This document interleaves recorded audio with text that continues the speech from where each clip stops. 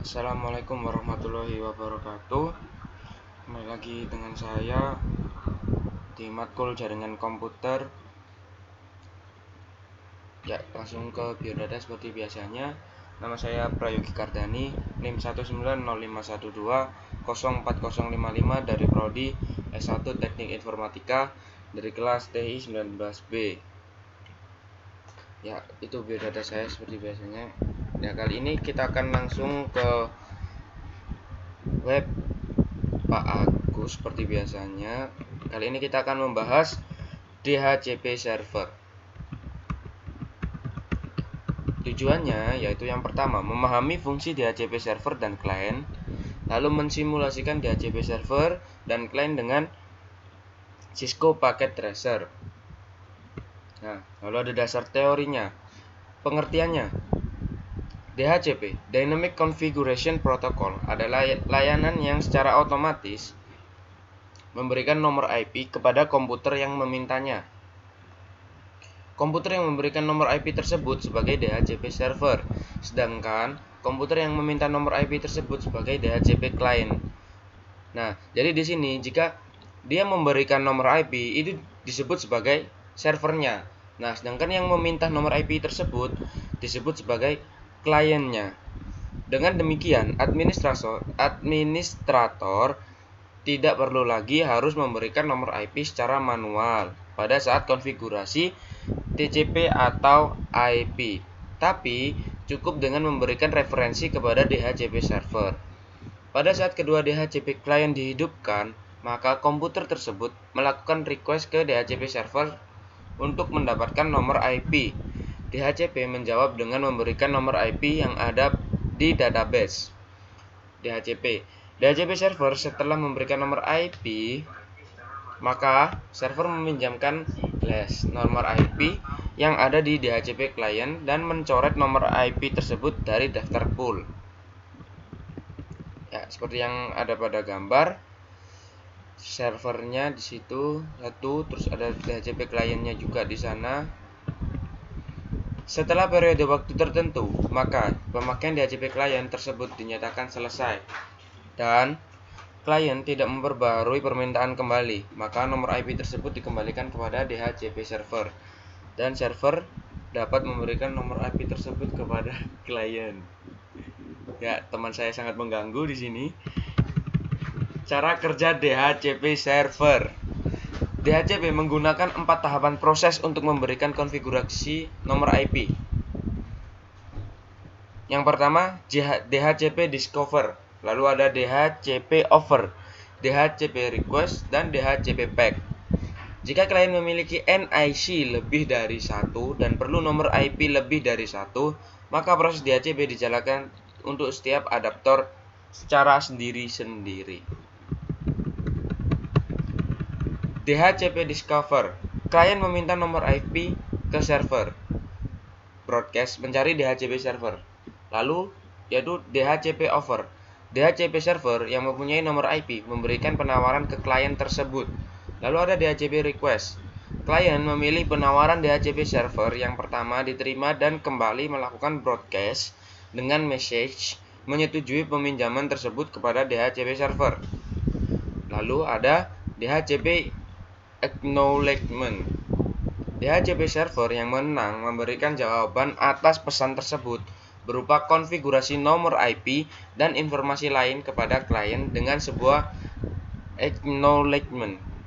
Kemudian klien melakukan inisialisasi dengan mengikat nomor IP tersebut dan melakukan inisialisasi dengan mengikat nomor IP tersebut dan klien dapat bekerja pada jaringan tersebut. Nah, seperti biasanya kita selalu membahas yang namanya kelebihan dan kekurangan. Karena manusia aja punya kelebihan dan kekurangan, apalagi dalam server DHCP ini. Ya, kelebihannya DHCP server. Yang pertama, memudahkan dalam transfer data kepada PC client atau PC server. Lalu yang kedua, DHCP menyediakan alamat-alamat IP secara dynamic dan konfigurasi lain. DHCP ini didesain untuk melayani network yang besar dan konfigurasi TCP atau IP yang kompleks. Lalu yang ketiga yaitu DHCP memungkinkan suatu klien menggunakan alamat IP yang reusable. Artinya, alamat IP tersebut bisa dipakai oleh klien yang lain jika klien tersebut tidak sedang menggunakannya atau off. Lalu yang keempat yaitu DHCP menggunakan suatu klien menggunakan satu alamat IP untuk jangka waktu tertentu dari server. Lalu, yang terakhir, DHCP akan memberikan satu alamat IP dan parameter-parameter konfigurasi lainnya kepada klien. Ya, kekurangannya DHCP yaitu semua pemberian IP bergantung pada server. Maka dari hal itu, jika server mati, maka semua komputer akan disconnect dan saling tidak terhubung. Nah, metode dalam konfigurasi DHCP. Konfigurasi dengan range secara random, otomatis IP. Pemberian IP address kepada klien secara random dan dapat berubah-ubah namun masih dalam range IP address yang ditentukan. Konfigurasi dengan fix alamat IP address, pemberian IP address yang sifatnya tetap value pada klien yang memerlukan data MAC address. Nah, seperti biasa, setelah kita membaca tentang pengertian dari DHCP tadi, kita selalu melakukan percobaan yang akan kita lakukan di Cisco Packet Tracer-nya. Nah, skenarionya yaitu dalam percobaan ini kita akan mensimulasikan DHCP server dan DHCP client di atas jaringan wireless bridge yang telah kita praktikumkan sebelumnya yang bertindak sebagai DHCP server dan PC server dan yang bertindak sebagai klien. Ada yang bertindak sebagai klien di sini ada laptop dan juga smartphone. Ya, bisa dilihat di sana. Ini DHCP servernya pakai server. Lalu di sini yang sebagai DHCP kliennya yaitu ada laptop dan juga smartphone. Nah, laptop dan smartphone ini dihubungkan dengan access point. Nanti dia bakalan menyambung dengan access point-nya ya. Ya, langkah percobaannya seperti pertama. Yang pertama, buatlah skema jaringan seperti gambar di atas. Ya, seperti gambar di atas bisa dilihat di sini. Nah, karena tadi saya juga sudah lihat di gambar, maka di sini saya sudah menyiapkannya juga di Cisco Packet Tracer-nya. Nih, bisa dilihat di sini ya. Ini seperti pada gambar, hanya saja di sini server ada di sebelah kiri, saya buat server ada di sebelah kanan. Sini, ini ada satu server, lalu ada switch, lalu ada dua access point, setelah itu ada laptop dan juga smartphone. Karena sebelumnya saya mencoba baru saya bikin video, tidak saya bikin video dulu baru saya mencoba di sini. Ya, kita lanjut. Setelah kita bikin seperti tadi, yang kedua, setting IP server secara statik.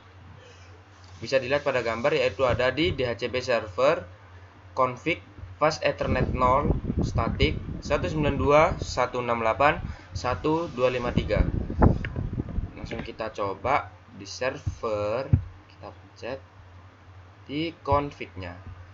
Lalu di fast ethernet 0 192.168.1.253. Jangan lupa teman-teman di sini port statusnya harus on karena kita harus ngecek juga ini ya. Jangan sampai di port status ini off. Ya, ini sudah betul ya. IP konfigurasinya statik 192.168.1.253. Subnet masknya juga sudah betul. Kita cek lagi di sini. Nah, jangan lupa kita aktifkan DHCP server dengan konfigurasi seperti gambar berikut. Di sana yaitu fast ethernet 0 service-nya on, full name server full 192.168.1.254, DNS servernya 3333331, start IP address 192.168.1.151, 255.255.255.128. Langsung kita praktekkan. Server sini ya, di service, lalu kita pakai di DHCP-nya. Ya, seperti gambar yang barusan kita lihat di webnya Pak Agus sendiri, yaitu DHCP-nya kita setting di fast Ethernet 0, service-nya di on, lalu pool name-nya yaitu server pool, default gateway-nya 192.168.1.254, DNS servernya 3333.331, lalu start IP address-nya 192.168.1.151. Subnet mask-nya sudah betul. Nah, di sini ada yang ini ya, sudah dibaca ya, maximum number of user. Jadi biasanya kalau kita bikin wifi, kita juga kasih limit buat yang nyambung berapa. Kalau misal udah lebih, maka yang nyambung terakhir itu tidak akan bisa nyambung ke wifi kita. Seperti itu. Mungkin teman-teman udah tahu sebelumnya. Nah, di sini karena kita setting begini, maka maksimum number of usernya otomatis jadi 105. Nanti kita bisa ganti lagi karena sekarang materinya bukan gitu, maka tidak usah saya jelaskan ya teman-teman. Ya, kita lanjut lagi ke praktikum selanjutnya. Aktifkan laptop dengan menggunakan DHCP client dan pastikan sudah mendapatkan IP dari DHCP server. Ya, langsung saja kita lihat di laptopnya. Laptop kita buka di sini. Oh, malah kita ganti laptop desktop. Bentar. Ntar kita lihat gambarnya lagi. Desktop IP configuration. Oke. Desktop IP configuration. Ya, di sini teman-teman kita langsung saja biasanya kita kalau IP configuration kita sambungkan ke static ya. Karena kita ini mau menyambungkan dari laptop ke DHCP server tadi menggunakan switch dan juga access point, kita langsung mencet saja di sini yang DHCP. Sebelumnya kita nggak pernah mencet yang DHCP, kita selalu mencet yang static, terus kita atur lagi, kita atur lagi, kita atur lagi. Jadi setelah kita mencet DHCP, ini otomatis langsung request successful di sini ya. Dia langsung bisa untuk menyambung. Jadi kita tidak perlu untuk atur lagi IP address-nya, subnet mask-nya, default gateway-nya, DNS servernya. Jadi auto nyambung di sini teman-teman.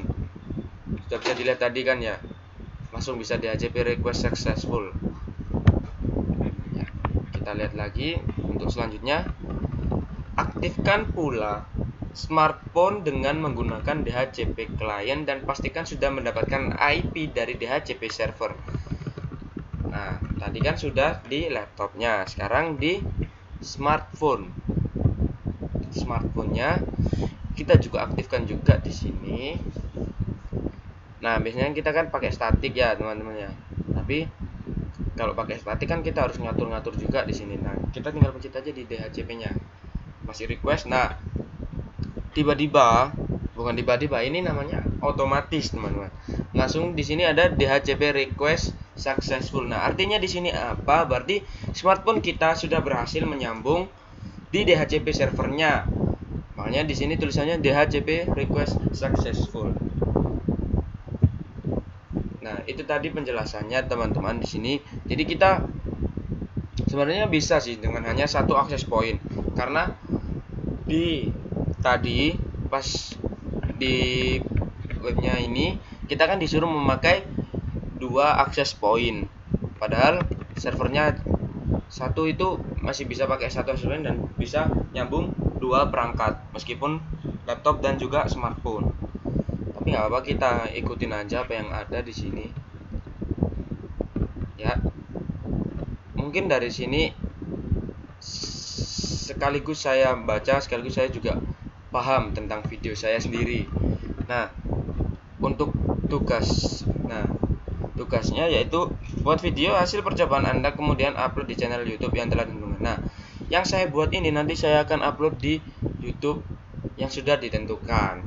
buat deskripsi tentang hasil pekerjaan Anda di bagian description video yang Anda uploadnya. Pastinya kita juga bakalan ngetik deskripsi videonya. Nah, itu tadi dari video saya tentang penjelasan DHCP server